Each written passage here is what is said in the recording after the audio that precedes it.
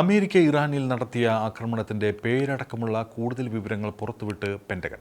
Operation midnight hammer എന്ന പേരിൽ അതീവ രഹസ്യമായിട്ടാണ് ഇറാനിലെ ആക്രമണം നടപ്പാക്കിയതെന്ന് പെന്റഗൺ വ്യക്തമാക്കി.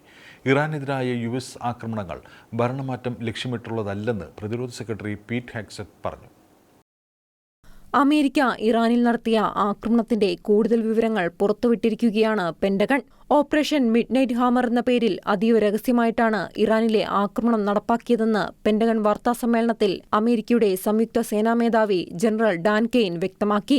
ഫോർഡോ അടക്കം ഇറാന്റെ ആണവ കേന്ദ്രങ്ങൾ പൂർണ്ണമായും തകർന്നെന്ന് പറഞ്ഞില്ലെങ്കിലും വൻ നാശനഷ്ടങ്ങളുണ്ടായെന്ന് ഡാൻ കെയ്ൻ പറഞ്ഞു. ഇറാന്റെ ആണവശേഷി പൂർണ്ണമായും നിർവീര്യമായോ എന്ന് പറയാറായിട്ടില്ല. അത് പഠിക്കാൻ സമയമെടുക്കുമെന്നും ഡാൻ കെയ്ൻ പറഞ്ഞു. അമേരിക്കയുടെ ആക്രമണം ആണവശേഷിക്കെതിരെയാണെന്നും അധികാരമാറ്റത്തിനുള്ള സൈനിക നീക്കമായിരുന്നില്ലെന്നും പ്രതിരോധ സെക്രട്ടറി പീറ്റ് ഹെഗ്സെറ്റ് പറഞ്ഞു. ഏകദേശം 125ലധികം വിമാനങ്ങൾ പങ്കെടുത്ത ഈ വൻ വ്യോമാക്രമണം B-2 സ്റ്റെൽത്ത് ബോംബറുകളും ടോമോഹോക്ക് ക്രൂയിസ് മിസൈലുകളും ഉപയോഗിച്ചാണ് നടത്തിയത്. യഥാർത്ഥ ആക്രമണത്തിന് മുന്നോടിയായി ചില B-2 ബോംബറുകൾ പസഫിക് സമുദ്രത്തിലേക്ക് വഴിതിരിച്ചുവിട്ട് ഇറാനിയൻ നിരീക്ഷണ സംവിധാനങ്ങളെ തെറ്റിദ്ധരിപ്പിച്ചു.